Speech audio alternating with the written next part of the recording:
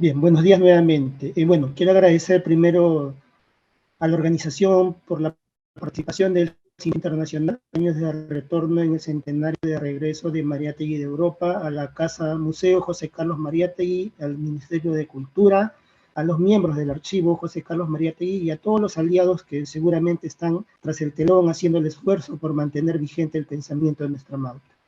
A la vez extiendo mis saludos a los asistentes presenciales y los que se encuentran en la virtualidad, que se hace un espacio para dar soporte a este evento. El eje temático que he planteado y que seleccioné, las nuevas tareas de la Mauta, que corresponde o que nos corresponde ejecutar.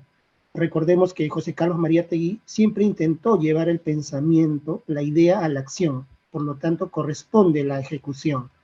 El título es Ideas claves de la Mauta José Carlos Mariátegui, un hombre con una filiación y una fe para accionar la práctica del pensamiento socialista en el Perú. Solo como preámbulo debemos recordar que José Carlos Mariátegui, una de las mentes más lúcidas, nos legó, luego de su periplo y formación intelectual en Europa, la inserción de las bases teóricas para el marxismo en el Perú. Su pensamiento, ideas y obras incomprendidas en su contexto giraban en torno al rol de un hombre visionario y el sentir de construcción de una propia identidad de los pueblos latinoamericanos que la Mauta nos planteaba. Retomar y contextualizar su idea principal, ni calco ni copia, sino creación heroica, se vuelve clave, pero sobre todo para el Perú, que atraviesa una crisis, pero que tal vez siempre la tuvo, ¿no? Como es en la actualidad, año 2023. Apreciamos en gran medida la crisis económica, social, política que la acarrea, mermando el ansiado progreso y desarrollo.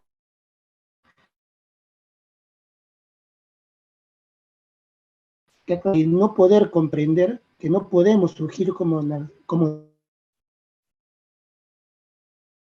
nos plantea. Cito, toda la clase proletaria no tiene conciencia exacta de sus necesidades históricas y clasistas.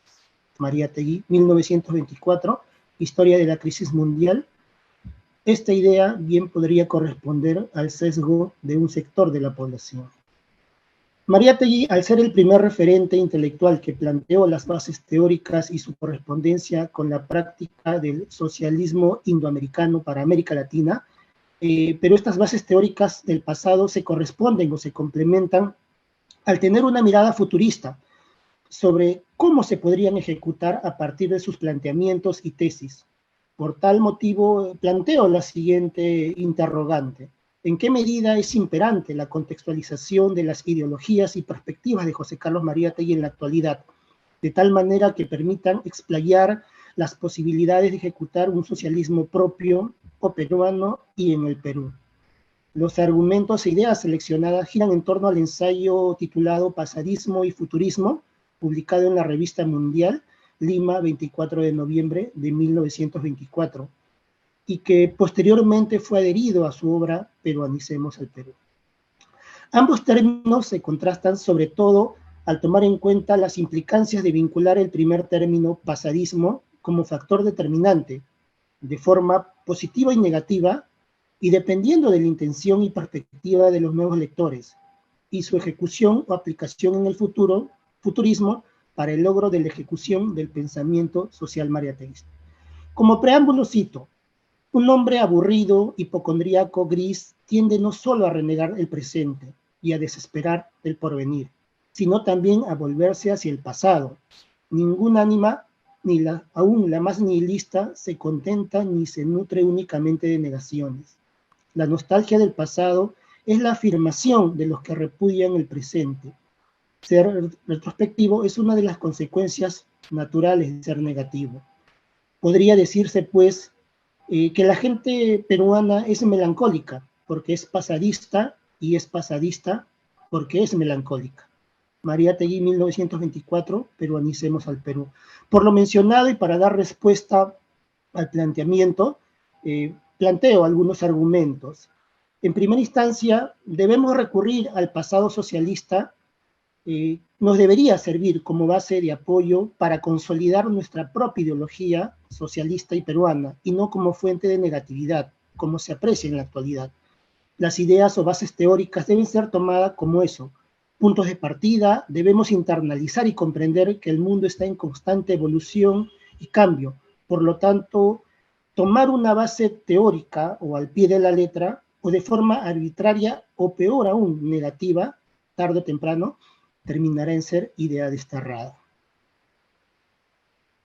Cito, el pasadismo que tanto ha oprimido y deprimido el corazón de los peruanos es, por otra parte, un pasadismo de mala ley. El periodo de nuestra historia que más nos ha atraído no ha sido nunca el periodo incaico. Esa edad es demasiado autóctona, demasiado nacional, demasiado indígena para emocionar a los lánguidos criollos de la República. Estos criollos no se sienten, no se han podido sentir herederos y descendientes de lo incásico o lo incaico. La cita refiere a que los llamados criollos, que no son más que los hijos de los españoles en el Perú, podría decirse de otra sangre, a partir de su procedencia, ¿habría alguna expectativa de que esa casta pueda generarse un sentir de identidad? Era o es tal vez poco probable que vean en lo autóctono o indígena un vínculo o una motivación para generar o generarse en ellos el sentir patrio, sentir de origen. En la actualidad, cuando se recurre a conocer por diversas índoles el Perú profundo o mal llamado interior del Perú, porque no existe el interior del Perú, todo es el Perú, terminamos preocupándonos y recayendo a veces por lo superficial del viaje, la foto de recuerdo, el souvenir, ¿no? Y aquella visita no permite valorar la esencia del viaje, la experiencia de conocer, el sentir o la idiosincrasia del pueblo visitado. Bueno, tampoco quiero parecer fariseo indicando que siempre que ese viaje tiene que ser así, pero un aporte y generar la respectiva identidad considero que es importante. Viajar, sentirse identificado o generar identidad con el lugar visitado debe ser parte de un proceso de reflexión. Debemos ver el lugar como algo más que un espacio turístico. Se debe valorar la ideología y organización. Cito, lo que en las comunidades indígenas del Perú todavía subsisten de elementos de civilización es sobre todo lo que sobrevive de la antigua organización autónoma.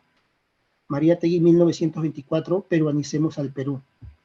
Esto podría ser lo que más se debe valorar y observar, como todavía en algunas zonas se convive como una verdadera organización en armonía, pero armonía en su sentido de auyu, de solidaridad, de trabajo en comunidad.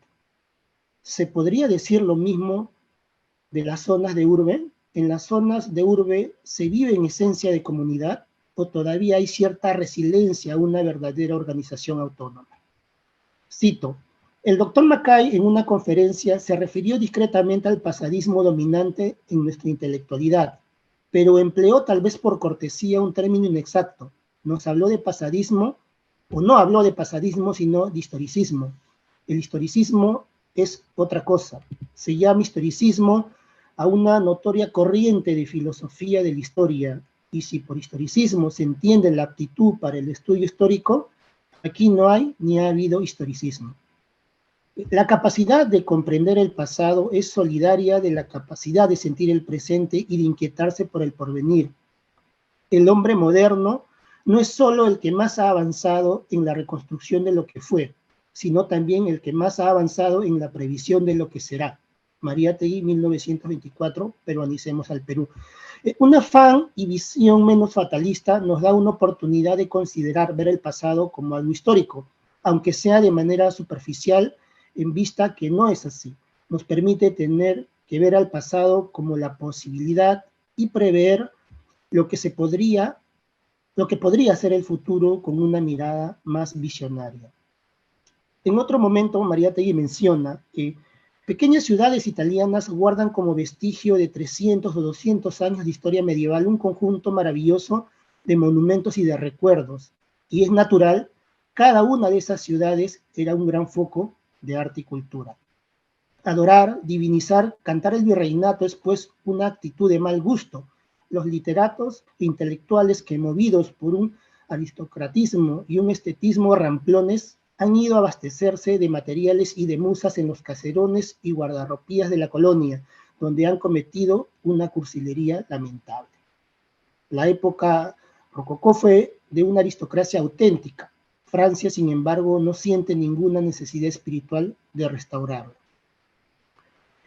Podemos apreciar que la perspectiva de la Mauta respecto a adorar o divinizar algo o alguien es un exceso, en el sentido de que se pueda llegar a la exageración desbordante. Si bien Mariátegui apela a la conquista de la belleza, lo cual podría implicar cierto tipo de esfuerzos denodados, nunca menciona algo por sobre encima de la belleza. Todo debe tener límites. A su vez, nos da un motivo por el cual un intelectual podría llegar a ser adorador o divinizador.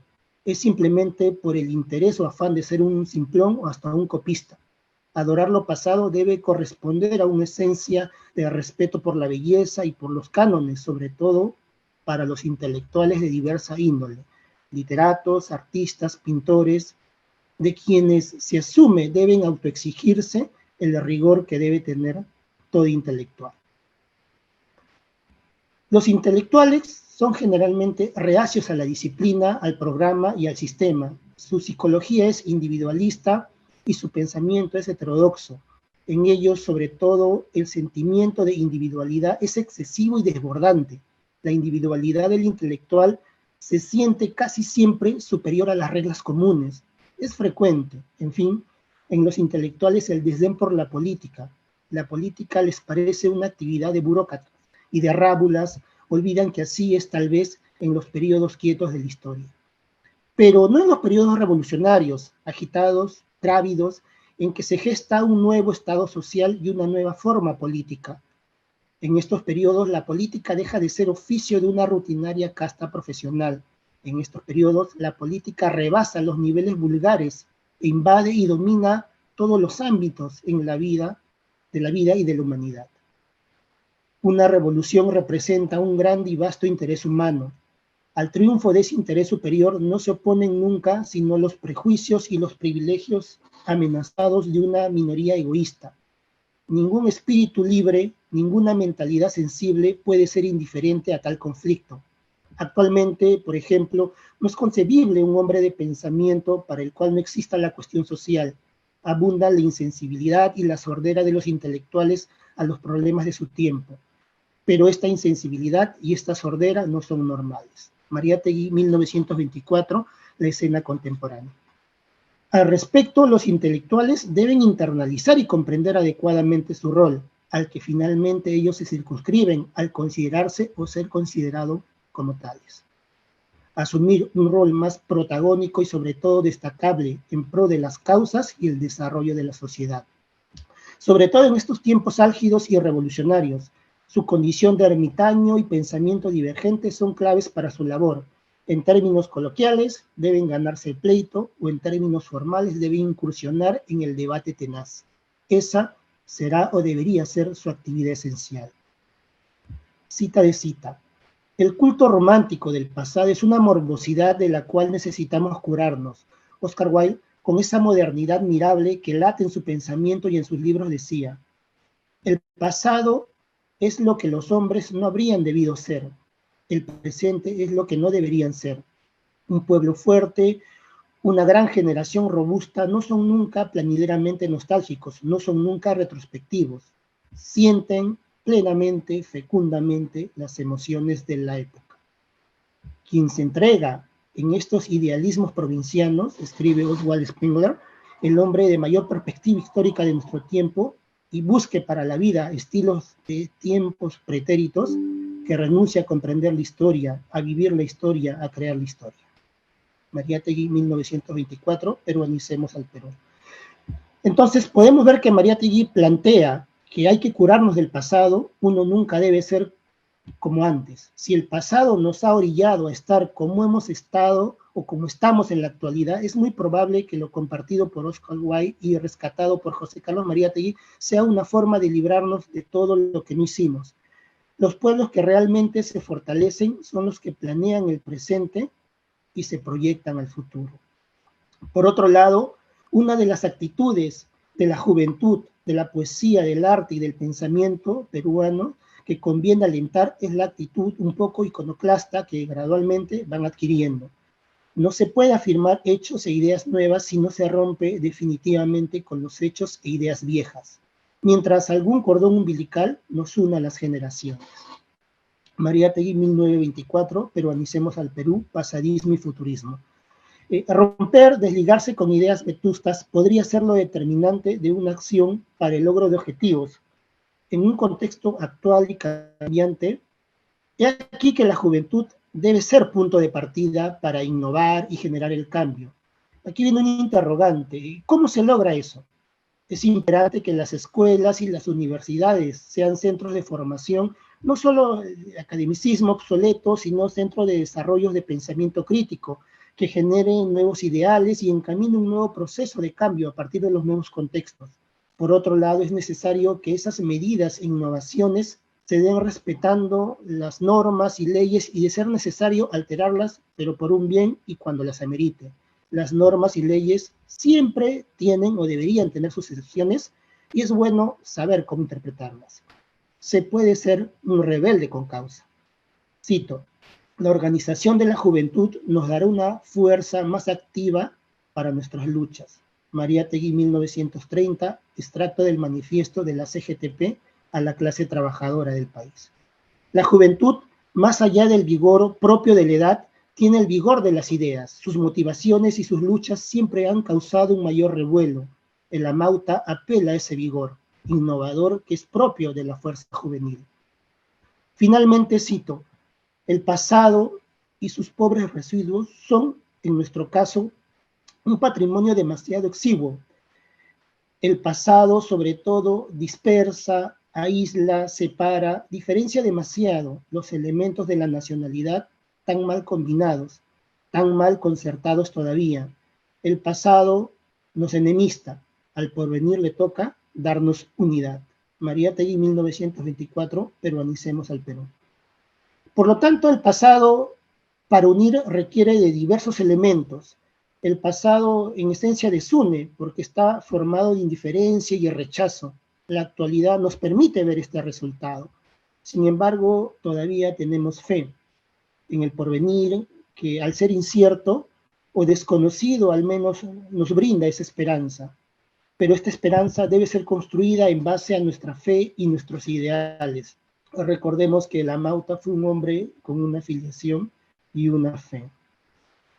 En conclusión, podemos afirmar que algunas tareas de los hombres deben realizarse de forma imperante para contextualizar las ideologías y perspectivas de José Carlos Mariátegui en la actualidad, de tal manera que permitan ejecutar un socialismo propio. Una de ellas podrían ser, en primera instancia, tomar las bases del socialismo europeo como punto de partida y no literal, comprenderlas y adecuarlas a las nuevas bases del socialismo mariateguista peruano, en vista que la Amauta siempre consideró incluir al contexto y los cambios coyunturales como aspectos importantes o determinantes para asumir estas nuevas ideas y estas nuevas posturas. En segunda instancia, reconocer nuestros orígenes desde una mirada integradora, aceptando que somos indígenas y no tener expectativas de que los criollos u otra clase lo puedan hacer en vista de que no sentirán empatía con lo que un indígena pueda sentir. En tercer lugar, el hombre moderno es en esencia quien finalmente está en posibilidad de prever y proyectarse cómo será el futuro. Tiene visión y sobre todo tiene esta perspectiva más amplia. En cuarto lugar, los intelectuales, más allá de las características propias de su esencia individualista y autónoma, deben dejar de ser adoradores, sino por el contrario, deben dejar ese desdén, ese desinterés y cumplir a cabalidad el rol que les compete. Ser protagonistas y comprarse el pleito que su rol conlleva. Seguidamente, el culto al pasado debe dejarse y por el contrario, los hombres debemos enfocarnos a las nuevas perspectivas para crear una nueva historia. Y finalmente, la juventud, lo más preciado que tiene la sociedad, debe tener y mostrar nuevas actitudes a partir de la ruptura del cordón umbilical de dependencia con las ideas vetustas. Ello permitirá que se unan en una sola fuerza más activa y con un rol más protagónico propios de su vigor. El pasado, más que unir, puede bifurcar metas e ideales, por lo tanto, solo podría servir como referencia a partir de comprender por qué se dio de tal manera y en su respectivo contexto. Finalmente, considero que estos puntos nos permiten dar una mayor claridad y saber por qué es imprescindible contextualizar las ideas de nuestra Mauta. Reitero, creación original, no calco ni copia, porque el hombre no puede marchar sin una fe, porque marchar sin una fe es patiner su place, patinar en su lugar. Mariátegui, 1925, El artista y la época, arte, revolución y decadencia. Muchas gracias.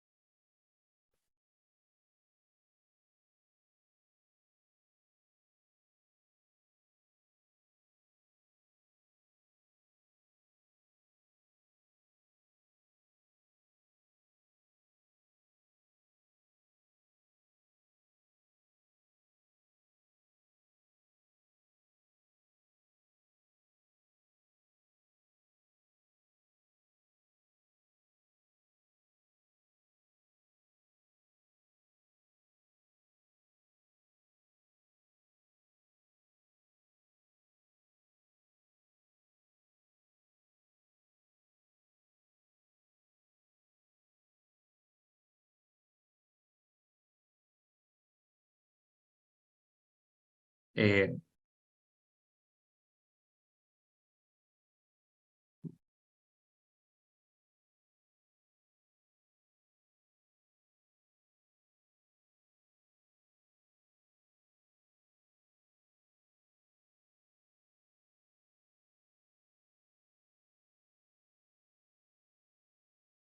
estás,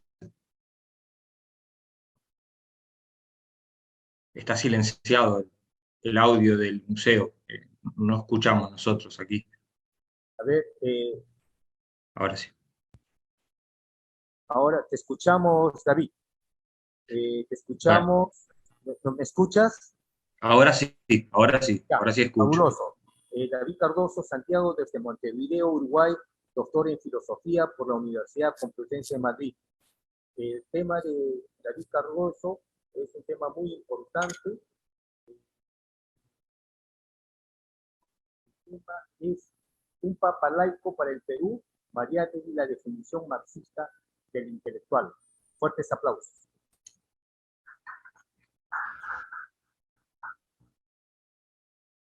Bueno, muchísimas gracias. Quiero también empezar agradeciendo a la organización de este encuentro, a la Casa Museo José Carlos Mariátegui y a todos los que han hecho posible este intercambio y por supuesto a los presentes, tanto de forma presencial como a los que nos están viendo en cualquier parte del mundo, que es una de las ventajas de nuestro tiempo. La ponencia que he preparado lleva por título Un papa laico para el Perú, Mariátegui y la redefinición marxista del intelectual. Tiene 3 puntos y voy a leerla básicamente para ajustarme al tiempo. Bien, sin más dilación, comienzo. Primer punto lleva por título Lecciones italianas, la ampliación gramsciana de la categoría intelectual. Un lugar fundamental en la elaboración de una concepción histórico-crítica de los intelectuales le corresponde, sin lugar a dudas, a Antonio Gramsci. En numerosos pasajes de los Cuaderni se percibe su preocupación por el rol de los intelectuales en la configuración del sentido común que cohesiona a las masas y orienta sus pareceres políticos. Algunas de las piezas más significativas de este proyecto crítico se encuentran ya prefiguradas en el texto precarcelario del año 1926, algunos temas sobre la cuestión meridional. Allí, Gramsci diagnosticaba una ruptura histórica entre el intelectual tradicional y el llamado intelectual de tipo nuevo, surgido a partir del desarrollo de la industria y la expansión de su lógica organizativa. La emergencia de este nuevo intelectual suponía no la simple extinción, sino la convivencia de este nuevo tipo nuevo, dice Gramsci, con el intelectual tradicional. El intelectual, de acuerdo con la propuesta de Gramsci, se concibe ahora como un organizador de la fuerza de las masas, y en este sentido será tan intelectual un gerente de fábrica como un capataz en una hacienda rural, o el mismo Benedetto Croce, a quien el comunista Sardo describía como una especie de papa laico, en una carta a su cuñada Tatiana Yuc. En una escena social fragmentada en dos bloques tan marcados como lo era la italiana, Gramsci entendía que la tarea principal de los intelectuales de las clases subalternas era la de impulsar una alianza del proletariado del norte con las masas campesinas del sur. Esta alianza exigía, a su vez, una destrucción del bloque agrario meridional que no podía ser ejecutada si no se organizaba a las masas sirviéndose de las formaciones autónomas e independientes de los campesinos y orientándolas a través del partido político.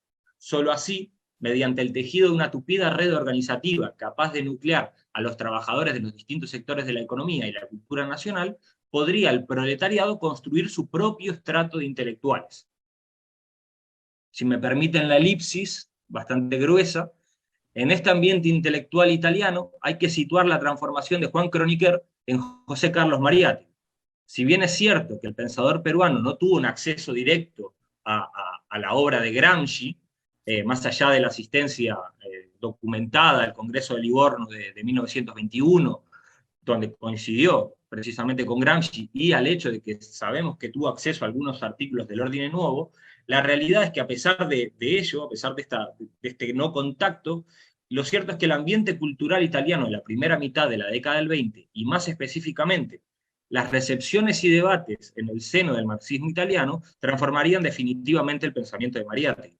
A su regreso en el Perú, el Amauta se encontraría en estado embrionario, en el decir de Aricó, con una verdadera revolución intelectual y moral, de la que formaría parte como actor e intérprete destacadísimo. La nación sudamericana se hallaba en un momento de ebullición política, en el que el incipiente socialismo, las luchas estudiantiles que habían propiciado la reforma universitaria del año 19, la adquisición de autoconciencia política de los movimientos indígenas, parecían congregarse demandando la llegada de un organizador colectivo, parafraseando a Gramsci, una especie de papa laico para el Perú. Y esa figura, al menos a mi parecer, fue la que intentó ocupar José Carlos Mariátegui. Mariátegui no fue un decadente remedo del letrado colonial, ni un pesimista profesional atareado en la ornamentación de nimiedades, sino un intelectual en el sentido definido por Gramsci, un auscultador capaz de sentir, de captar el sentir expresado por las voluntades colectivas que estaban aflorando por los poros cada vez más gruesos del Estado oligárquico. En definitiva, un pensador que hiciera de su propia vida un campo de batalla, o por expresarlo con las palabras con las que el mismo Mariátegui se definiría a sí mismo, un combatiente, un agonista. El segundo punto lleva por título Filiación y Fe, y encierra una pregunta, ¿un marxismo unamuniano? Bien, el nuevo intelectual latinoamericano, encarnado en la figura de José Carlos Mariátegui, es un ser situado que asume su circunstancia como el punto de partida ineludible de su pensamiento, dejando atrás las viejas ensoñaciones de los intelectuales de tipo Vecchio, que en nuestro continente se pensaban y sentían a sí mismos como desterrados en su propio suelo natal. Mariátegui es peruano y latinoamericano, con orgullo y responsabilidad histórica, lo que no significa, en ningún caso, que sea simplemente un autoctonista, pues no habría llegado a ser la figura descollante que fue sin el rico aprendizaje adquirido gracias a la experiencia vital e intelectual europea. En algún sentido puede decirse que Mariátegui pudo ser peruano porque supo ser universal, y es gracias a esta nueva perspectiva, la de un situacionismo universalista, que Mariátegui logró trascender el dilema reduccionista entre localismo y cosmopolitismo. He ahí el valor, o al menos el valor que yo le otorgo, a la dedicatoria con la que se abre la escena contemporánea. Cito a Mariátegui: sé muy bien que mi visión de la época no es bastante objetiva ni bastante anastigmática. No soy un espectador indiferente del drama humano. Soy, por el contrario, un hombre con una filiación y una fe. Este libro no tiene más valor que el de ser un documento leal del espíritu y la sensibilidad de mi generación. Lo dedico, por esto, a los hombres nuevos, a los hombres jóvenes de la América indoíbera. Fin de la cita. En este breve pasaje se puede percibir uno de los rasgos más novedosos del intelectual que Mariátegui pretende ser, y que gracias a su impulso comienza a expandirse en la región americana. No solo un analista riguroso de la realidad, también un hombre ligado a las masas trabajadoras mediante una afiliación y una fe. Desde mi punto de vista, con esta afiliación y fe, Mariátegui aspiraba a hacer confluir la potencia crítica de Karl Marx con el impacto espiritual de otro autor profundamente admirado por el Amauta, Miguel de Unamuno. A pesar de la aparente contradicción, Mariátegui fue, al menos en este aspecto, un marxista unamuniano, tal y como deja traslucir el siguiente pasaje, y cito: Unamuno concibe la vida como lucha, como combate, como agonía. Esta concepción de la vida, que contiene más espíritu revolucionario que muchas toneladas de literatura socialista, nos hará siempre amar al maestro de Salamanca. Yo siento, escribe Unamuno, a la vez la política elevada a la altura de la religión y a la religión elevada a la altura de la política. Con la misma pasión hablan y sienten los marxistas, los revolucionarios, aquellos en quienes el marxismo es espíritu, es verbo, aquellos en quienes el marxismo es lucha, es agonía. Fin de la cita. En Gramsci, la política, la filosofía y el sentido común eran modalidades en las que las voluntades colectivas pugnaban por la hegemonía. Ningún pensamiento, por abstracto y contraintuitivo que fuese, podía ser sustraído de su movimiento de retorno en aras de conquistar el sentido común de las clases populares. Sin este retorno no habría desplazamiento y, en consecuencia, no podría realizarse la reforma intelectual y moral de la que hablaba el Sardo. Sin esta vocación transformadora, la filosofía se convertía en un ejercicio teórico sin valor histórico. La política, a su vez, obraba como articuladora de estas dos esferas tradicionalmente alejadas, pues en definitiva no era más que el escenario en el que se desarrollaba la lucha por conquistar y desplazar el sentido común, y con este las expectativas que el pueblo depositaba en la organización estatal. El Mariátegui, por su parte, las premisas gramscianas sobre el papel de los intelectuales en la política quedan refrendadas, pero además, en un espacio como el andino, en el que la separación entre lo político y lo religioso era más analítica que empírica, el autor de los 7 ensayos no podía más que agregar, y cito: la política en mí es filosofía y religión. Bien, con tono instigador, afirmamos anteriormente que en Italia Juan Kronecker se había transformado en José Carlos Mariátegui. Fue allí, en tierras italianas, donde el anterior fundador del Partido Socialista Peruano, encontró su fe de marxista convicto y confeso. Afirmamos también que Mariátegui fue un marxista unamuniano. Ambas aseveraciones, un tanto polémicas, se entrelazan en la respuesta brindada por el propio Amauta en la encuesta publicada por Mundial el 21 de julio de 1926. Cito a Mariátegui: lo que existe en mí ahora existía embrionaria y larvadamente cuando yo tenía 20 años y escribía disparates de los cuales no sé por qué la gente se acuerda todavía. En mi camino he encontrado una fe. He ahí todo. Pero la he encontrado porque mi alma había partido desde muy temprano en busca de Dios. Soy un alma agónica, como diría Unamuno. Agonía, como Unamuno con tanta razón lo remarca, no es muerte sino lucha. Agoniza el que combate. Hace algunos años yo había escrito que no ambicionaba sino realizar mi personalidad. Ahora prefiero decir que no ambiciono sino cumplir mi destino. Fin de la cita. Alejándose de los clichés repetidos hasta el hartazgo acerca del intelectual crítico como un sujeto que se coloca en un espacio más allá del bien y del mal, libre de ataduras doctrinales, Mariátegui no solo reivindicaba la necesidad de una afiliación y una fe en el intelectual, sino también el valor del dogma como elemento capaz de garantizar la libertad creadora. Y cito a Mariátegui: el intelectual necesita apoyarse en su especulación, en una creencia, en un principio que haga de él un factor de la historia y del progreso. Fin de la cita. Libertad creadora y dogma se conciben, pues, como elementos complementarios e imprescindibles en la labor del intelectual. El dogma sirve, dirá más adelante Mariátegui, como un derrotero de una carta geográfica. Es la sola garantía de no repetir 2 veces, con la ilusión de avanzar el mismo recorrido. El dogma no es un itinerario, sino una brújula en el viaje. Fin de la cita. He aquí el sentido que el dogma marxista tiene para Mariátegui, el de la brújula que enseña a orientarse en los distintos escenarios. No, nunca, el mapa preciso de los 33 cantos del infierno por los que hay que discurrir previo paso por el purgatorio hasta llegar al cielo comunista. Desde este horizonte debe leerse la máxima mariáteguiana que reza, y vuelvo a citar, que el marxismo es el único medio de proseguir y superar a Marx. Y yo me pregunto si no guarda acaso esta máxima una gran afinidad con aquella otra del joven Gramsci, cuando en el Nostro Marx afirmaba, y cito a Gramsci: Marx es para nosotros el maestro de vida espiritual y moral, no un pastor con báculo. Fin de la cita. Bien, termino con el tercer punto, que lleva por título: Más allá del determinismo economicista, un voluntarismo heroico y creador.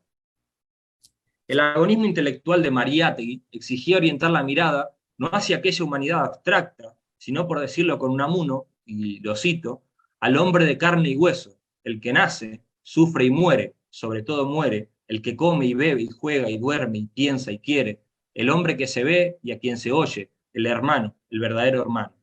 Fin de la cita Unamuno. Este hombre, y por supuesto esta mujer, de carne y hueso, son los destinatarios del mensaje, los que escuchan y los que narran los dramas cotidianos, la miseria, el hambre, la ausencia, el olvido.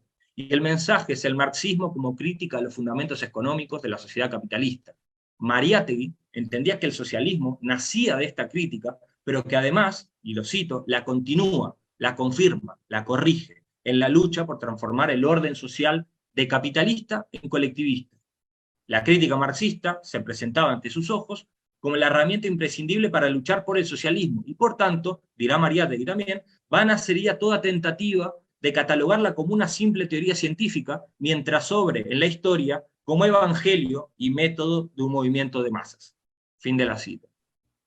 El marxismo, obrando en la historia como evangelio y método de un movimiento de masas, es lo que en última instancia otorga a la teoría su verdadero significado revolucionario. Esta sentencia mariáteguiana no debiera ser interpretada en el sentido de una reducción del marxismo a un catálogo de salmos recitados por unas masas analfabetas y deseosas de dioses nuevos. Para Mariátegui, el marxismo exige un doble movimiento. Por un lado, es acercamiento y escucha, padecimiento compartido, participación en las festividades, propulsor de esperanzas y utopías que se enredan en los quehaceres de los hombres y mujeres de carne y hueso.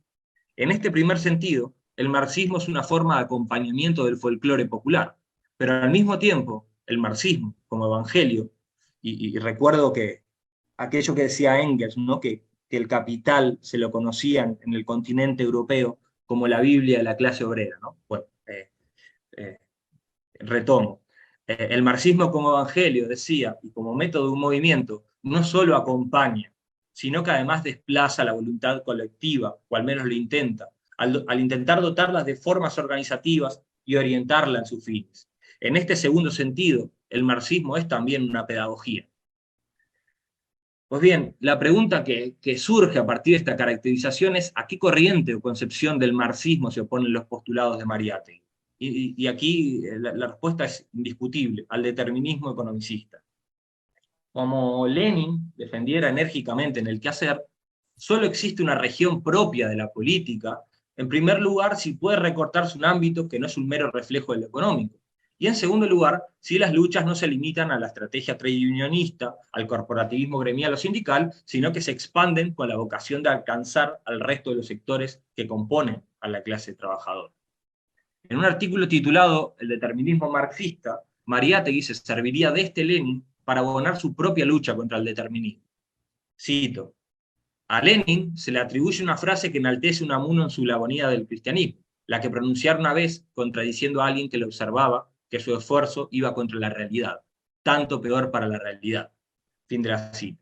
Es precisamente en este punto donde echa sus raíces el marxismo de Mariátegui. Y vuelvo a citar: el marxismo, donde se ha mostrado revolucionario, vale decir, donde ha sido marxismo, no ha obedecido nunca a un determinismo pasivo y rígido. En el citado quehacer, Lenin acusaba a los economicistas y a los terroristas de compartir una raíz común, el culto a la espontaneidad. Mariátegui, por su parte, al valorar los hechos de la Revolución Rusa, emparentaría a los reformistas que resistieron a la revolución, y dice Mariátegui, con razones del más rudimentario determinismo económico, con los de la burguesía conservadora. La raíz común aquí no estaría vinculada con aquel culto a la espontaneidad de las masas, sino más bien con la reverencia pía ante las leyes económico-naturales de la historia. Y vuelvo a citar a Mariátegui: a la mayoría de sus críticos, la Revolución Rusa aparece como una tentativa racionalista, romántica, antihistórica de utopistas fanáticos. Los reformistas de todo calibre, en primer término, reprueban en los revolucionarios su tendencia a forzar la historia. Fin de la cita. Aquí, nuevamente, el camino emprendido por el pensador peruano se encuentra con el de Antonio Gramsci, dejando al descubierto los hilos de un ambiente colectivo de reflexión, el italiano, marcado por una recepción historicista y antipositivista del marxismo. En un texto de julio de 1918, titulado Utopía, Gramsci defendía, y cito, lo que determina directamente la acción política no es la estructura económica, sino la interpretación que se dé de esta y de las llamadas leyes que rigen su desarrollo. Los acontecimientos no dependen del arbitrio de un individuo, ni tampoco del de un grupo, aunque sea numeroso. Dependen de las voluntades de muchos, las cuales se manifiestan por el hecho de hacer o no hacer ciertas cosas, y por las actitudes espirituales correspondientes. Y dependen de la conciencia que tenga una minoría de esa voluntad y de la capacidad de orientarlas más o menos hacia una finalidad común tras haberlas encuadrado en los poderes del Estado. Fin de la cita de Gramsci. Con un acento diferente, pero que apuntaba realmente en la misma dirección, Mariátegui defendería, y cito, Marx no podía concebir ni proponer sino una política realista, y por esto extremó la demostración de que el proceso mismo de la economía capitalista, cuanto más plena y vigorosamente se cumple, conduce al socialismo, pero entendió, siempre como condición previa de un nuevo orden, la capacitación espiritual e intelectual del proletariado para realizarlo a través de la lucha de clases. Fin de la cita de Mariátegui. Frente al determinismo y al tacticismo extremo, Mariátegui se coloca del lado de un voluntarismo de convicción heroica y creadora, cuyo impulso sería absurdo, dice Mariátegui, buscar en un mediocre y pasivo sentimiento determinista. Pero tal voluntarismo requería, y esta es precisamente la tarea del intelectual marxista, ¿verdad?, trazar un horizonte que, sin dejar de ser realista, pudiera convertirse en una finalidad superior para las masas y quebrar aquellos automatismos rutinarios de las gentes que son los que en última instancia dan pábulo a la concepción determinista, ¿no? Este es el punto en el que, desde mi punto de vista, se disuelve el aparente oxímoron entre utopía y marxismo. La utopía se carga de materia, de hombres y mujeres de carne y hueso, y el marxismo abre un nuevo horizonte, una nueva fe, un fin humano superior, tal y como ya defendiera Gramsci también. Y me gusta mucho esta cita, dice Gramsci, si el objetivo humano no es ya el puro vivir, sino un vivir cualificado, se realizan esfuerzos mayores, y según la difusión de ese objetivo humano superior, se consigue transformar el ambiente, se instauran jerarquías nuevas, distintas de las existentes, para regular las relaciones entre los individuos y el Estado, tendentes a ponerse permanentemente en el lugar de esas para realizar ampliamente el fin humano superior.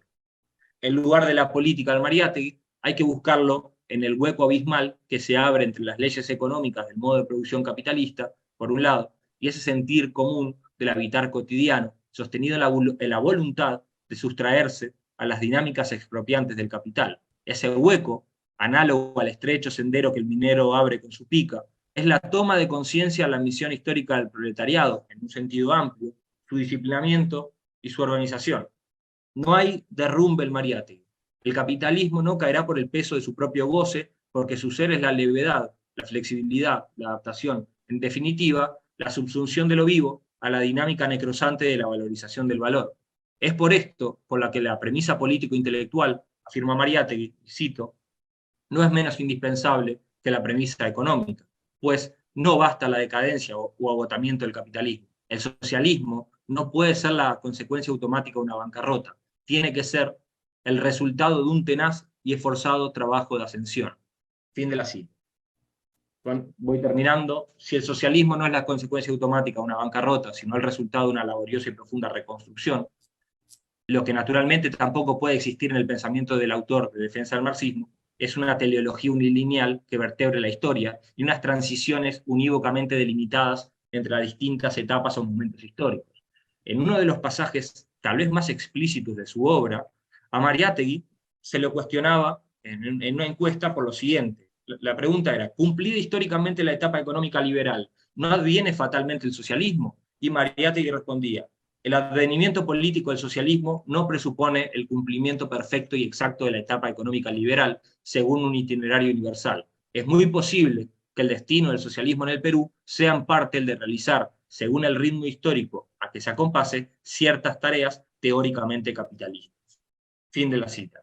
En un escenario atravesado por las interpretaciones históricas y la estrategia del Comintern, se entiende por qué los críticos de Mariátegui encontraron en sus planteamientos excesos voluntaristas y opiniones que le merecieron el calificativo de heterodoxas. En nuestra opinión, frente a un determinismo economicista que condenaba a las naciones periféricas a una tediosa espera, a ese todavía no del que habla Chakrabarty, la propuesta mariátegüiana tuvo el mérito de haber sostenido una consigna revolucionaria en un país en el que el proletariado era apenas una clase numéricamente marginal e influenciada por la ideología y la estrategia narcosindicalista.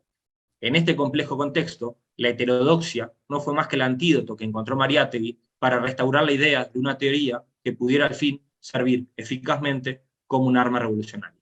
Eso es todo. Muchísimas gracias por la paciencia. Aplausos, aplausos. Gracias. David Cardoso Santiago, excelente ponencia, Mariátegui y la definición marxista del intelectual, desde Montevideo, Uruguay.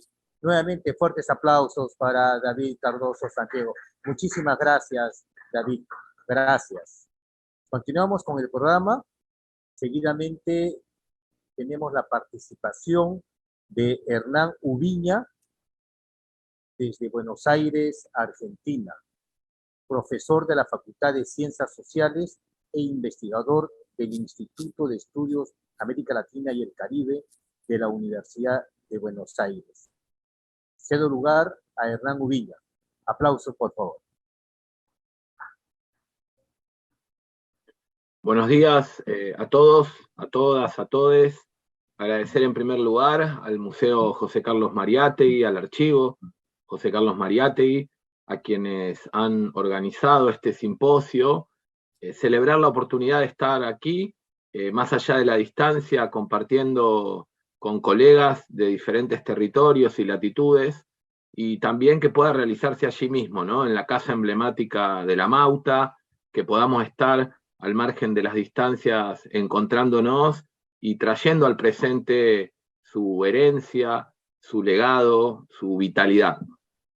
En mi caso voy a profundizar en algunos aspectos que remiten a lo que denomino una pedagogía de la praxis y una cultura emancipatoria en la obra integral de José Carlos, ¿no? Y ahí recuperando lo que el propio David trabajaba en términos de afinidad entre Mariátegui y Gramsci, me parece importante, en primer lugar, plantear la noción de obra gramsciana, que no se agota en lo escrito por José Carlos, sino que también involucra lo actuado y lo sentido por él. Es decir, esta idea de lo pensado, actuado y sentido, que es algo que también recupera Manuel Sacristán para pensar la propia obra de Gramsci, creo que digamos, puede al mismo tiempo recuperarse para pensar a Mariátegui desde un punto de vista integral.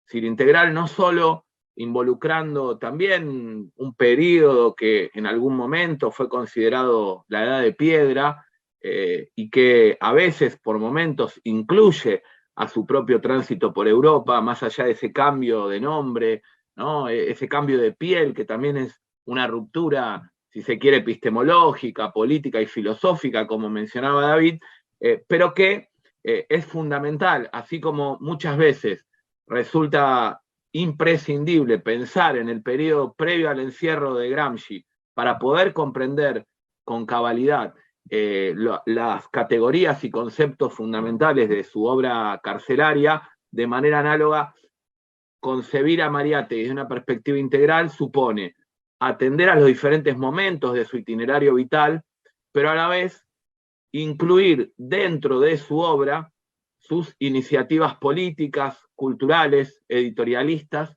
y pedagógicas.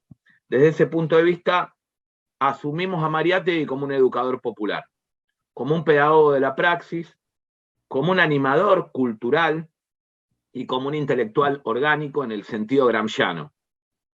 Y nos parece que vale la pena revitalizar las apuestas, las reflexiones de La Mauta que apuntaron a pensar el proyecto emancipatorio teniendo como columna vertebral a lo pedagógico y a lo cultural. En ese sentido, podemos concebir que incluso la autoformación de Mariátegui no se sitúa centralmente en los ámbitos académicos tradicionales, sino por fuera de ellos, ¿no? Es decir, no solo porque, como es sabido, Mariátegui no culmina jamás sus estudios siquiera primarios, sino porque el periodismo, los acontecimientos de la época que él va registrando, los procesos revolucionarios y los levantamientos que se viven tanto en Perú y en América Latina como en Europa, son su verdadera escuela.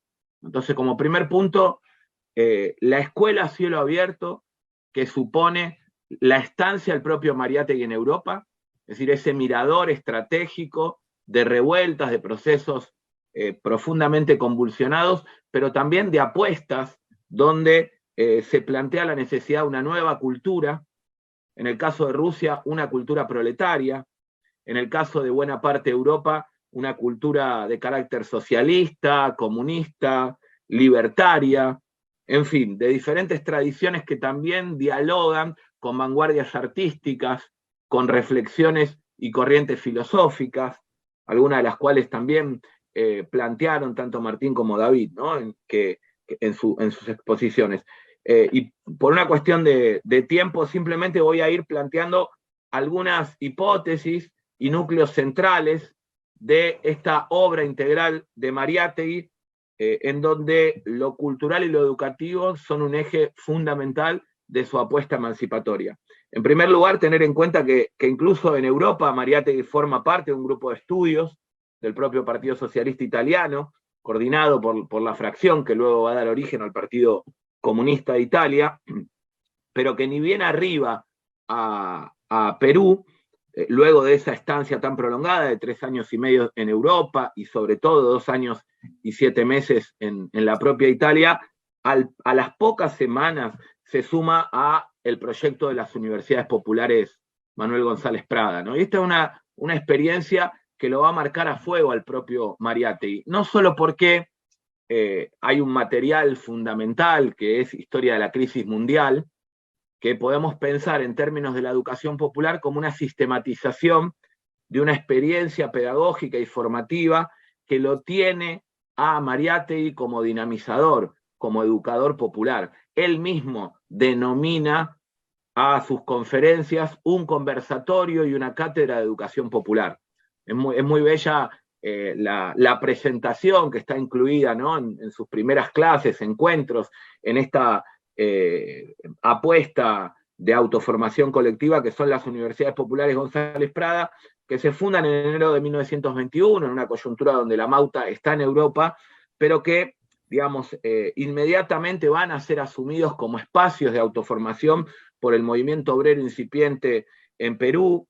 De hecho, el primer Congreso Obrero Local, en junio del 21, aprueba una moción de adhesión a las universidades populares, surgidas a instancia de la Federación de Estudiantes del Perú, ¿no? O sea, se vota la necesidad de su creación en Cusco en 1920 y comienza a funcionar, digamos, como un espacio también horizontal desde la perspectiva mariateguista y de diálogo de saberes, ¿no? Por eso Mariátegui plantea que no son conferencias lo que él coordina, sino conversatorios, y va a decir explícitamente en sus propias palabras que yo no os enseño, le postula a los trabajadores y trabajadoras que participan allí. Compañeros, desde una tribuna yo no voy a enseñarles, sino que voy a estudiar con vosotros la propia crisis y pensar en posibles formas de resolución alternativas frente a lo que entendiera la decadencia de Europa, de Occidente y toda una civilización como la capitalista. Mariátegui reflexiona también en varios textos interesantes acerca de las universidades populares, las define textualmente como escuelas de cultura revolucionaria que no viven adosadas a las academias oficiales ni alimentadas de limosnas del Estado. Esta dimensión de las universidades populares también es importante porque para Mariátegui la reforma universitaria es un proceso fundamental de rebelión a nivel continental en Latinoamérica, pero también de experimentación de nuevas prácticas de enseñanza-aprendizaje. Diríamos, es un pilar fundamental la apuesta de la universidad popular en lo que luego va a ser llamado el extensionismo, pero criticado al mismo tiempo de una perspectiva freiriana, creo que preanuncia la experiencia de la Universidad Popular y el planteo mariateguista, lo que el propio Freire va a denominar una comunicabilidad horizontal, un diálogo de saberes, ¿no? Allí como lo va a postular incluso Alberto Flores Galindo, ¿no? Y cito textual: Mariátegui nunca asumió la figura del intelectual que lleva la luz y la ciencia a la clase revolucionaria, sino que por el contrario se trató de una relación igualitaria que siempre transcurrió en el mismo plano. Un diálogo, un intercambio de opiniones y de experiencias. Bueno, esta apuesta por la dialogicidad no tiene solo a las universidades populares como centro de gravedad, aunque él destaca, ¿no? Incluso la rememora en una conocida carta de 1930 a Samuel Glusberg, que uno de los aportes de ese proceso en el que participa es haber conservado el público hasta el final, el hecho de que efectivamente los trabajadores y trabajadoras digamos, sostuvieron esa participación durante todo el proceso de 18 encuentros que dinamizó el Amauta, desde una perspectiva que al mismo tiempo buscaba construir un ámbito de autoformación y de politización del movimiento obrero, de esa juventud, de esa nueva generación que irrumpe al calor de la reforma universitaria y que también dialoga y aprende de procesos revolucionarios simultáneos en aquel entonces. Por un lado, la Revolución Mexicana, donde la dimensión cultural y educativa es clave, es decir, pensar todo lo que es la educación socialista, la educación rural, digamos, la politización no solo del movimiento obrero, sino fundamentalmente de las masas campesinas e indígenas, para romper con una educación colonial que aún perduraba en la etapa republicana, según Mariátegui, y a la vez un diálogo, un aprendizaje y un intento de traducibilidad, si se quiere en términos gramscianos, de la experiencia de la Revolución Rusa, con una referencia que para el Amauta va a ser clave, ¿no? Que es la de Anatoly Lunacharsky. No casualmente, el comisario de Cultura, Educación y Artes de la Revolución Rusa, textual, Mariátegui va a decir que es quien más profunda y definitivamente está revolucionando a Rusia. Esta es una afirmación muy provocativa, ¿no? Porque no refiere a Lenin, no refiere a Trotsky, no refiere a Bujarin, a ninguno de los revolucionarios, no refiere siquiera a Alejandra Kollontai, que el CIEN reivindica y recupera para pensar también una apuesta despatriarcalizadora al calor del feminismo de carácter socialista, sino que va a situar a Lunacharsky como una figura clave del proyecto revolucionario en Rusia.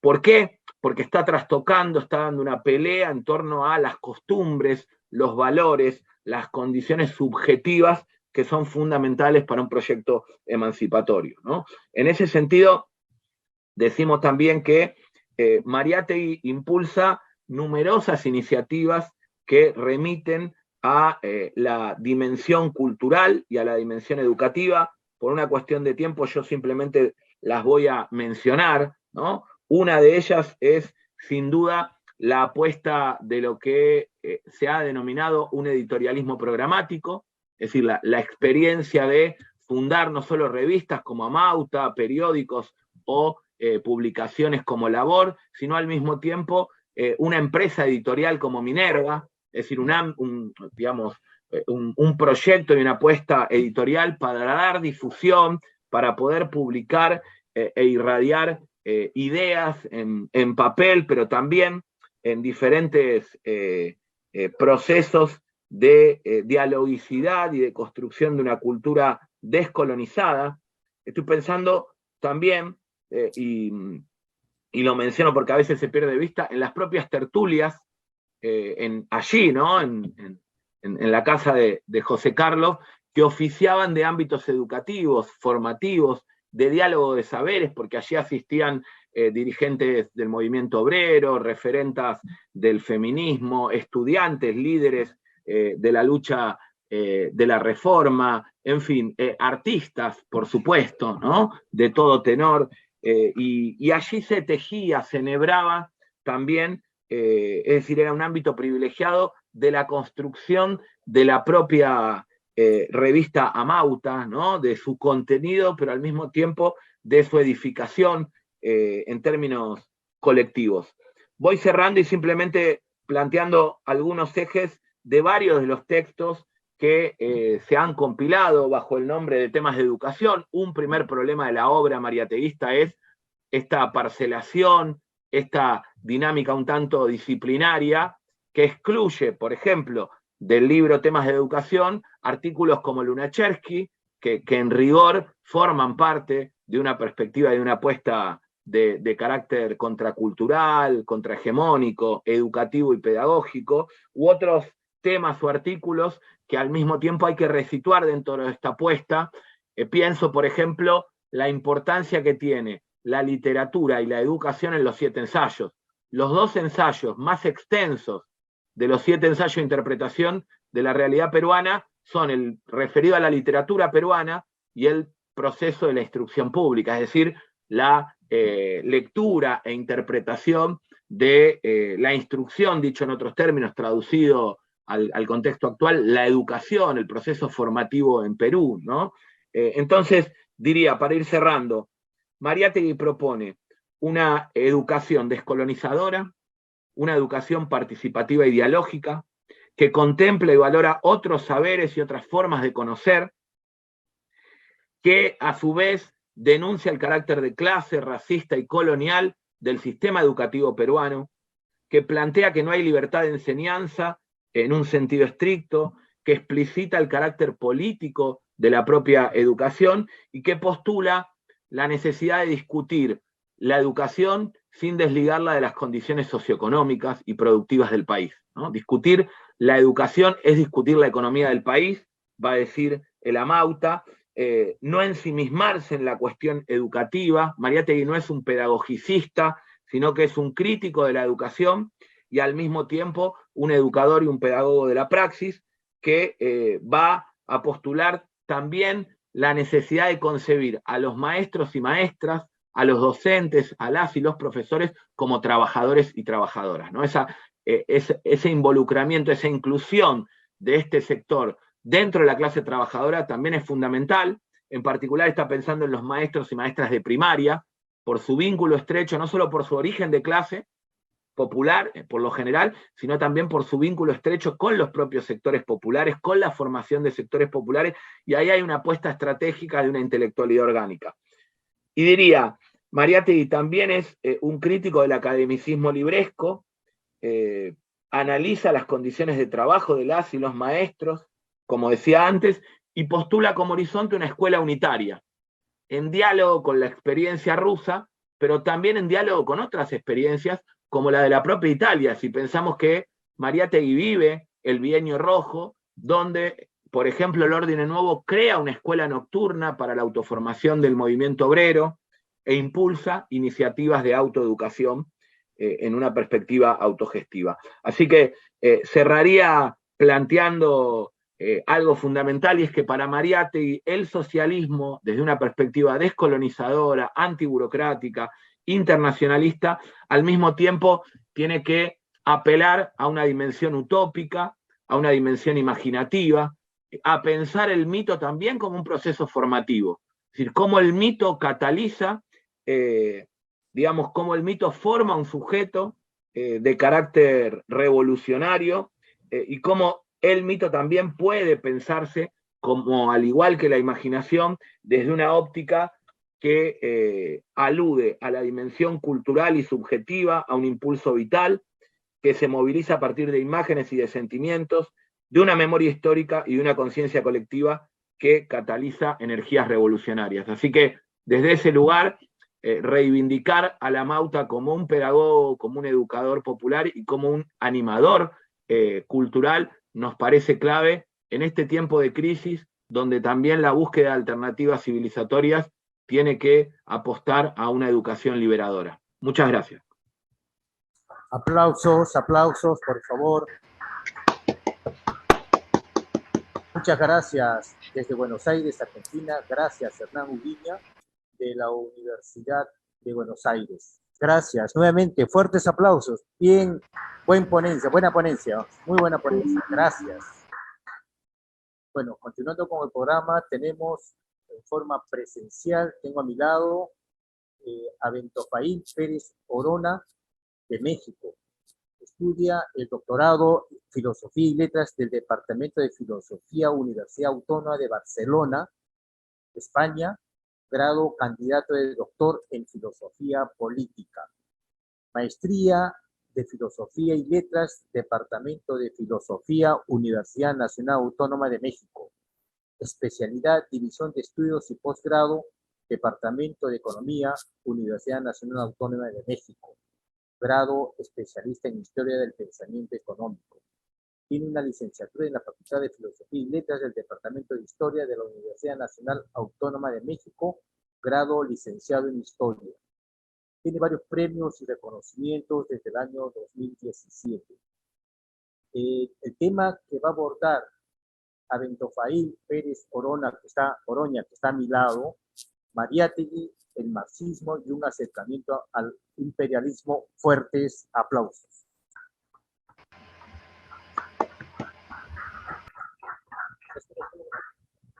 Sí, gracias. Gracias por la presentación. Gracias también a los colegas que hablaron antes que me tocara a mí el turno, con los que además yo coincido en lo general. Creo que dicen cosas importantes, esenciales, que yo voy a retomar solo de manera muy superficial, dado que ellos ya abordaron ese elemento o esos conceptos. Antes quisiera también agradecer a la casa, a la fundación. Creo que es importante que se hagan este tipo de eventos y que además no tengan solo trascendencia académica, porque eso sería ir contra el pensamiento propio de Mariátegui. Lamentablemente el marxismo, como el mariateguismo, ha sido casi secuestrado por la academia, por las universidades, y ni Marx ni Mariátegui escribieron para la academia. Al contrario, fueron sumamente críticos con las perspectivas puramente abstractas, teóricas. Lo que ellos pretendían era una transformación concreta de la realidad. Más allá de eso, obviamente había que interpretarla para poder transformarla, había que estudiarla, había que conocerla. Y este esfuerzo de llegar no solo a los intelectuales, no solo a la academia, yo creo que es un esfuerzo digno de reconocer. Por esa razón incluso estoy yo acá. Yo me acerco a Mariátegui para entender la realidad peruana. Yo soy mexicano, pero la realidad peruana, la realidad mexicana, la realidad latinoamericana es esencialmente la misma. De todas formas, había que estar presente, había que conocerla. No se puede conocer a México como no se puede conocer al Perú, solo desde la teoría, solo desde la cifra, solo desde la abstracción. Y por eso yo también hice el esfuerzo de estar el día de hoy acá, porque quería ver ese Perú que sigue siendo el mismo en la base, en la estructura que definió Mariátegui hace 100 años. Ha cambiado en la forma, ha cambiado incluso en el contenido, como ha cambiado México, como ha cambiado Latinoamérica, pero muchos de los males y muchas de las cualidades que describió la Mauta siguen presentes, pero había que verlas, había que conocerlas, había que adentrarse a ese Perú. Por esa razón estoy yo acá y por esa razón agradezco el esfuerzo que se hace de llegar más allá de lo puramente académico, más allá de lo puramente intelectual. Ahora voy directamente al tema, precisamente porque no quiero tampoco abusar del tiempo. El objetivo de la ponencia que tengo yo preparada es encontrar la relación que existe entre el marxismo, Mariátegui y uno de los fenómenos económicos que estudió Mariátegui en su época y que sigue estando presente el día de hoy, que es el imperialismo. En primer lugar, diré que la trascendencia del pensamiento de Mariátegui se debe principalmente al método del que utiliza, del que parte para interpretar la realidad. Así como hay un Mariátegui en Perú, tenemos, por ejemplo, nosotros a un José Revueltas en México, tenemos a un Adolfo Sánchez Vázquez, tenemos en Rusia a Lenin, tenemos a los intérpretes de una realidad concreta que se parecen en una cosa, que son iguales en una cosa, y es en el método que utilizan para acercarse a esa realidad. El Gramsci, que viene de Italia, que como ya dijeron los ponentes anteriores, no conoció Mariátegui, pero que utiliza el método y llegan a conclusiones muy similares, muy parecidas. De tal manera que si nosotros queremos conocer a Mariátegui, hay que entender el método que utiliza para conocer la realidad. No es una invención pura, no nació directamente de su genio, de su cabeza, como nació de la cabeza de Zeus Atenea. No, es producto de un estudio, de un conocimiento, de una preparación que encontró en Marx la forma más correcta de acercarse a una realidad específica, sin que eso signifique que sea solo Marx.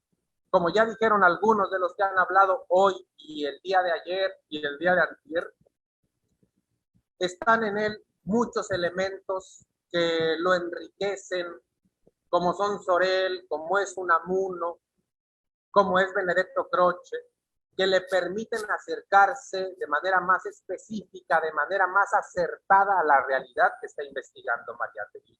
Pero el marxismo es la pieza fundamental. El marxismo es el núcleo, es el corazón de la teoría.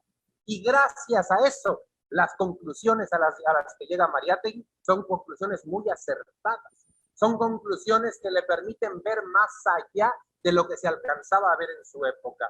Le pasa a Mariátegui como a los marxistas, como le sucedía a aquellos condenados del infierno de Dante, que podían ver más allá, aunque a diferencia de los condenados del infierno de Dante, que le vaticinaban al propio Dante qué es lo que le iba a suceder una vez que regresara, que saliera del infierno. Además, la diferencia estaba en que estos hombres sabían ver el presente como sabían entender el futuro, gracias al estudio concreto de la teoría marxista. Ahora, el segundo punto. Mariátegui, una vez que regresa de Europa, tiene la cualidad de poder aplicar al socialismo que ya llevaba antes de llegar a Europa, un socialismo de carácter científico, que es como él le llama, un marxismo que fuera ya no solo subjetivo, es decir, no solamente querer cambiar esa realidad, sino tener ya las bases, los fundamentos teóricos para hacerlo. Y en ese sentido, dice Mariátegui, sobre la forma en la que se acerca a la realidad peruana una vez que regresa de Perú, criticando lo que yo decía al principio y que me parece que uno de los colegas también había dicho. Otra actitud frecuente de los intelectuales es que se entretienen en roer la bibliografía marxista. Es la de exagerar interesadamente el determinismo de Marx y su escuela, con el objeto de declararlos también desde este punto de vista un producto de la mentalidad mecanicista del siglo XIX, incompatible con la concepción heroica voluntarista de la vida a que se inclina el mundo moderno después de la guerra. Y esto lo retoma Adolfo Sánchez Vázquez, que es un pensador mexicano, bueno, español mexicano, lo retoma y dice esto sobre Mariátegui. Al abandonar Italia, a principios de 1923, la voluntad del socialismo con que había llegado a ese país desemboca en el socialismo inspirado por el marxismo. Vemos entonces dos tipos de socialismo, tal como Engels lo define en su obra cuando habla del socialismo utópico y del socialismo científico. Cuando Mariátegui sale de acá tenía todavía más de utópico que de científico. Cuando regresa tiene más de científico que de utópico, sin que eso signifique de ninguna manera que haya abandonado él el utopismo. La utopía es fundamental. Recuperar la utopía como la recuperó el marxismo. Cuando nosotros nos acercamos al marxismo, algunos, precisamente el marxismo determinista, dice el socialismo utópico, ese socialismo de Tomás Moro, ese socialismo de Proudhon, ese socialismo de Owen, es un socialismo que no sirve, es un socialismo inútil porque no es científico. Marx y Engels nunca dijeron eso. Marx y Engels dijeron, ese socialismo sirve porque nos permite ver el horizonte, porque nos permite avanzar, sin embargo no nos dice cómo hacerlo. Por lo tanto, el marxismo tiene también esa base de utopía que Mariátegui nunca abandonó. Ahora, con este bagaje intelectual con el que regresa Mariátegui, se adentra a la explicación de un fenómeno económico que apenas estaba surgiendo en su época, pero que en la nuestra es crucial. Por eso yo creo que en este tema sigue siendo importante su definición, en este contexto, en esta circunstancia, en este simposio en particular. Y por eso primero definiré el concepto y después definiré lo que Mariátegui dice al respecto para terminar concluyendo qué hacer en nuestra propia realidad inmediata. El imperialismo tiene un fundamento económico muy importante que definió Marx en su época, que Marx definió en El Capital, pero que sobre todo Lenin redefinió, por decirlo de alguna manera, en una obra que va a escribir en 1916, que se llama El imperialismo, fase superior del capitalismo. Lenin retoma para escribir esa obra a dos autores.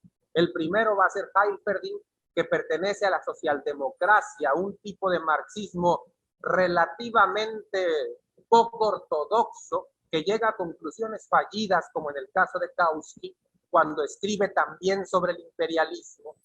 Y por otro lado, a Hobson, un liberal de su época, que escribe en 1902 una obra que se va a llamar Estudio del imperialismo.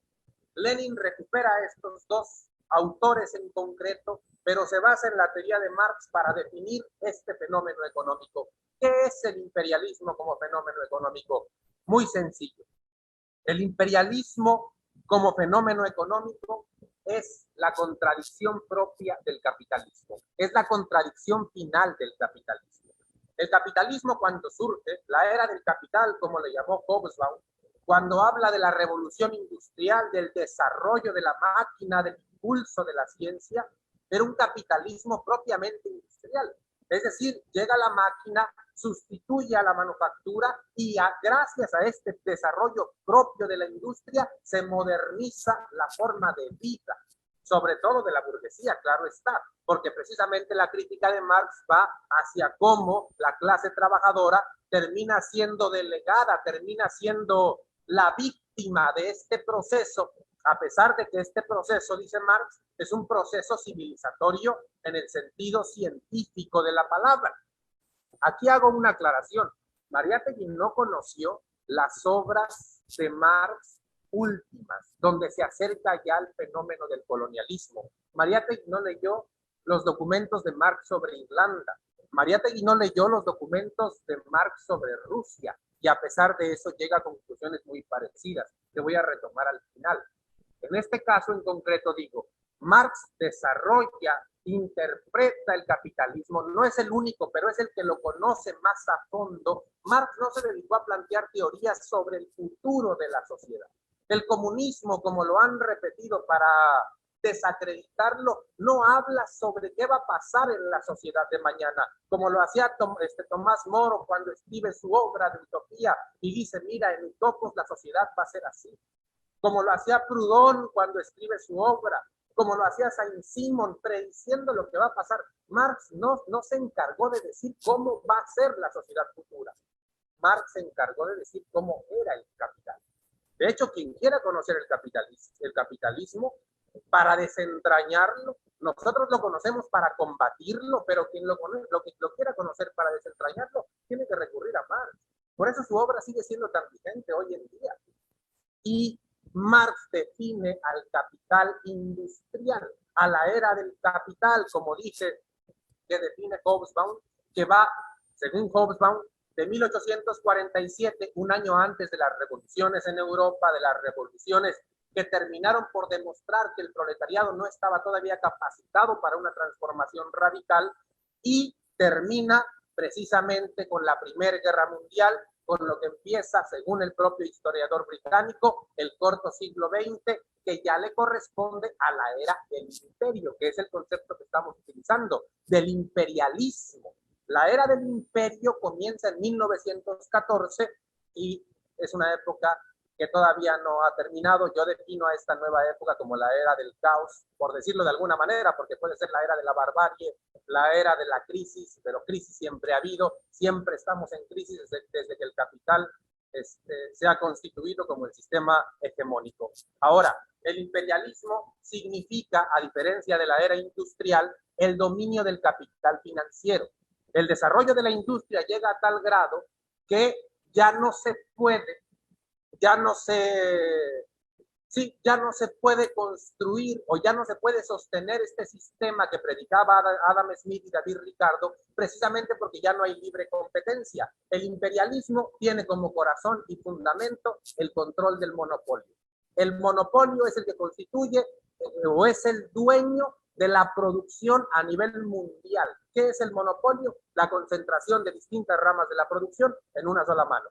Ahora, no es esto lo único del imperialismo. Tiene una fuerza superior. Una vez que una rama se concentra en una sola mano, como hemos visto y como vemos en este momento, existen los trusts, los cárteles, la cartelización que implica concentrar a muchas ramas de la producción en cada vez menos manos. Ahora, esto tiene todavía una trascendencia que ni Lenin ni Mariátegui alcanzaron a ver porque no se podía ver en su época. Todo esto lleva a una concentración de toda la producción, pero ya no en manos de los dueños de la industria, sino ahora en manos de los grandes bancos. El capital financiero es el que controla al capital industrial, de tal manera que quien toma las decisiones es precisamente el banco, el capital financiero.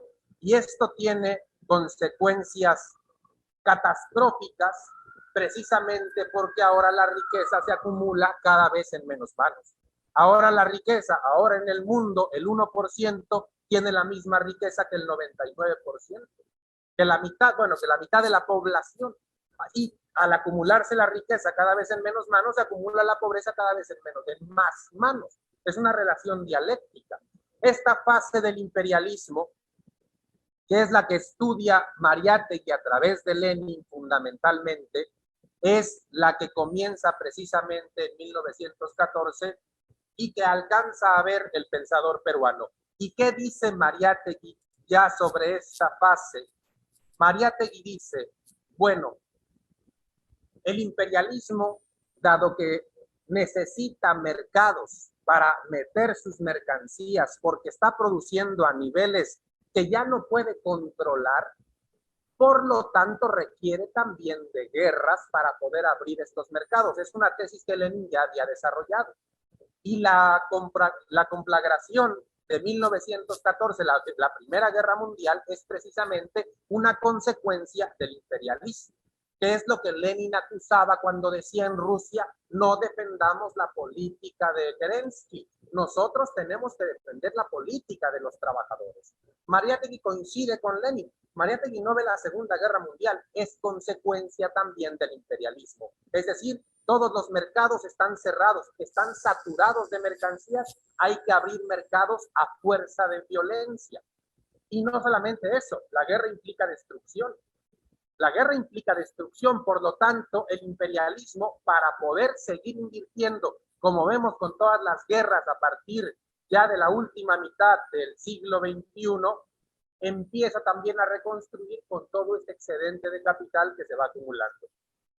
El imperialismo es la base de la gran crisis económica y política que se vive en la actualidad, y Mariátegui no solamente la vio, no solamente la reconoció, sino también la previó, sobre todo en 3 artículos que aparecen en la revista Variedades, y uno en particular que se llama El imperialismo yanqui. Son 3, El destino de Norteamérica, Yanquilandia y el socialismo, y El caso y la teoría de Ford. Y dice Mariátegui al respecto, el antiguo capitalismo, escribía Lenin en el estudio mencionado, ha terminado su tarea. El nuevo constituye una transición, encontrar principios sólidos y un fin concreto para conciliar el monopolio y la libre concurrencia. Es evidentemente tratar de resolver un problema insoluble. Pero sobre todo me interesa esta última cita que quiero darles para que vean la trascendencia del pensamiento de Mariátegui, a pesar de que escribe en esa época tan temprana. Dice, es el optimismo biológico, el optimismo de Norteamérica como la nación ascendente y la que va a desplazar al Imperio Británico, es el optimismo biológico de la juventud que, constatando su excelente apetito, no se preocupa de que vendrá la hora de la arteriosclerosis. En Norteamérica el capitalismo tiene todavía las posibilidades de crecimiento que en Europa la destrucción bélica dejó irreparablemente mal logradas. La guerra lo ha convertido de acreedor en deudor de Norteamérica. Subsiste todavía, si no la realidad, la ilusión de un régimen de libre concurrencia. Y dice más adelante, lo más importante de la previsión marxista se ha realizado. Socialdemócratas como Heidelberg aportan su testimonio científico al comportamiento de este fenómeno. ¿Qué valor tiene al lado del proceso de concentración capitalista que confiere el más decisivo poder a las oligarquías financieras y a los trusts industriales, los menudos y parciales reflujos de manera escrupulosa registrados por un revisionismo negativo? Mariátegui no solamente vio el imperialismo de su época, Mariátegui junto con Lenin vieron el imperialismo que vendría un siglo después, a cuya cabeza estaría Estados Unidos. Pero no solamente eso, previeron la catastrófica consecuencia de esta política económica, una consecuencia que iba a tener sobre todo en los países tercermundistas, como nos han llamado, sus principales estragos. Las potencias tendrían que abrir a fuerza de violencia nuevos mercados. De ahí se vienen una serie de dictaduras en Latinoamérica, de ahí se viene una serie de invasiones en África y de ahí se viene también toda una política militar de guerra y de violencia que va a implementar Estados Unidos, sobre todo en Medio Oriente, porque los mercados ya están saturados y ya no pueden seguir controlando, seguir asumiendo, seguir asimilando todo el exceso de capital que desde Occidente quieren llevar a esos mercados. Concluyo. ¿Cuáles son las consecuencias de esto? ¿A qué nos llevaba Mariátegui? ¿Qué nos corresponde hacer a nosotros? Lo diré de manera muy breve y muy sintética. Una vez que el mercado se ha saturado, una vez que el capital financiero tiene el control de prácticamente toda la producción, una vez que la riqueza se ha acumulado prácticamente en 100 familias en el mundo entero y que la pobreza se multiplica en el mundo, ha llegado solamente una opción para el nuevo capital imperialista para poder continuar reproduciéndose y sosteniéndose. Les queda solamente una salida. ¿Cuál es esta salida? La que empezaron a aplicar a partir de 1976 con las políticas neoliberales que comenzaron con Reagan en Estados Unidos y Thatcher en Inglaterra. Ir con aquello que le quedaba al Estado para poder seguir, o aquello que estaba en manos del Estado, pero que representaba los intereses fundamentales del pueblo. ¿Cuáles eran? La educación, la salud, todas las políticas sociales generales que el Estado todavía administraba para la clase trabajadora. El imperialismo, como ya no tiene dónde roer, se ha ido a través de la política neoliberal sobre estos últimos resquicios de la clase trabajadora. Sucedió en Latinoamérica en la década de los 80s, 90s y en el 2000. Pero hoy vemos, por ejemplo, cómo en Francia está sucediendo algo muy parecido. Se están yendo contra el último eslabón, contra lo último que le queda al capital para poder continuar sobreviviendo, existiendo en esta vida artificial que lleva ya. Mariátegui concluye sus razonamientos en estos artículos y en su obra diciendo: no nos podemos quedar de brazos cruzados. Tenemos que hacer algo. El capital va a llegar a su propia contradicción, pero ha llegado hace mucho tiempo, aún así sigue viviendo. ¿A quién le corresponde cambiar la realidad? A todos los que la padecen y a todos los que la sufren. Mariátegui era marxista en ese sentido y en prácticamente todos los sentidos, cuando dice: no se trata solamente de interpretar el mundo, siguiendo la tesis 11 de Feuerbach, se trata de transformar el mundo. A eso nos llama Mariátegui, y esa es la tarea que sigue pendiente en Perú, en México, en Latinoamérica y en prácticamente todos los países del orden. Muchas gracias. Gracias. Desde México, aquí presente, muchísimas gracias a Bentofail Pérez Orona, el tema que ha tratado, el marxismo y un acercamiento al imperialismo. Muchísimas gracias. Estamos comentando en nuestras redes, por favor, las preguntas dirigidas a cada ponente y de acuerdo a cada tema. El tema que se han tocado en estas mesas, muy importantes, esta segunda mesa del día de hoy, viernes, sábado 15, Jorge Guayba Palomino ha tratado sobre ideas claves de la Mauta José Carlos Mariátegui para accionar la práctica del pensamiento socialista en el Perú. A Bentofail Pérez Orona, Mariátegui, el marxismo y un acercamiento al imperialismo. David Cardoso Santiago ha tratado sobre un papa laico para el Perú, Mariátegui y la redefinición marxista del intelectual. Fernando Viña, pedagogía en la praxis y cultura emancipadora en la obra integral de José Carlos Mariátegui. Este simposio, a 100 años del retorno de José Carlos Mariátegui en el centenario de regreso de Mariátegui de Europa, se inició con la inauguración el día 13 en el Museo de la Nación. Fue un éxito. El 14, el día de ayer, también hemos tenido la mesa número 1. Hoy día tenemos varias mesas. Hoy el 14, 15 y el 16, que los invitamos. Hemos tenido a destacados expositores y tenemos, los que van a venir también, profesores universitarios, estudiosos de la obra de José Carlos Mariátegui, están disertando diferentes temas en estas mesas que vienen de Europa de posguerra, el papel de la cultura, el ascenso del fascismo, la clase obrera, auge y lucha, el retorno al Perú y las nuevas tareas de la Mauta.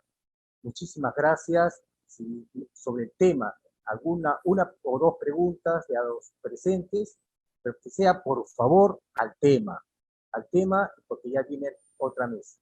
Adelante, señor.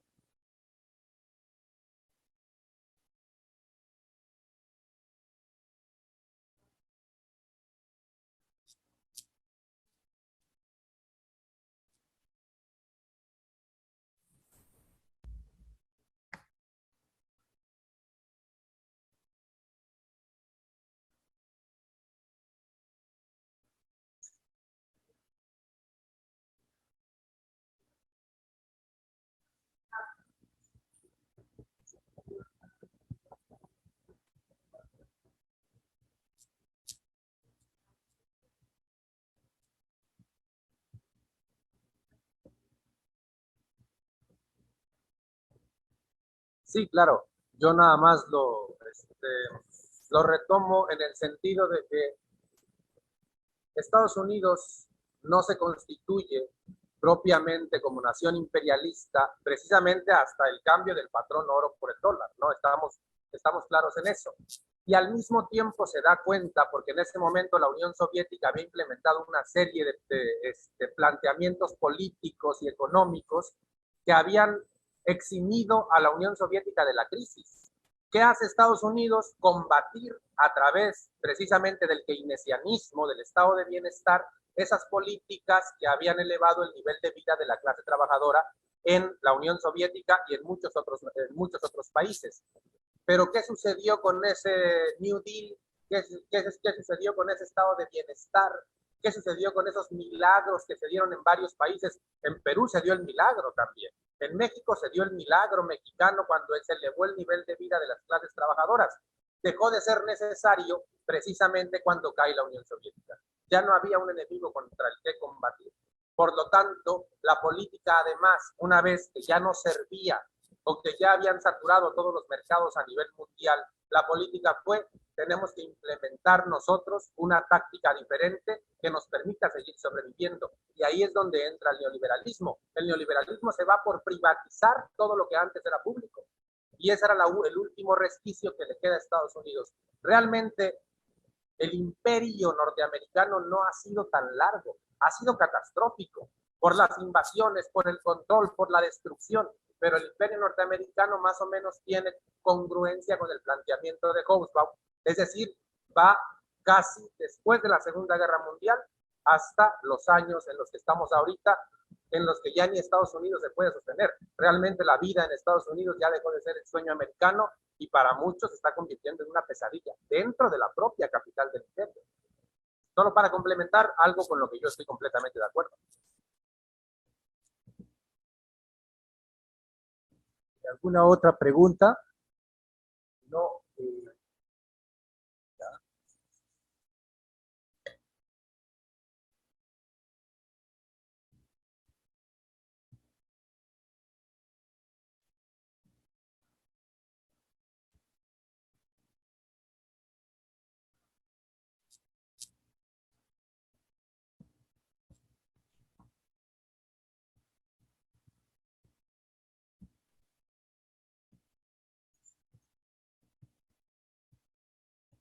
Sí, creo que no se alcanzó a oír bien sobre los artículos de Mariátegui que preguntaba el compañero que hablan sobre el imperialismo, dar algunos otros elementos.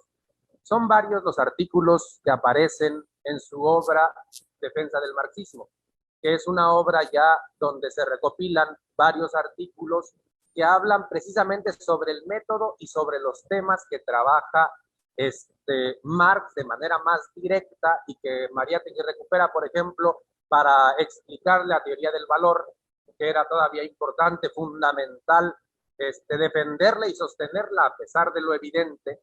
Mariátegui, yo recupero 3 artículos en particular. El primero se llama El destino de Norteamérica.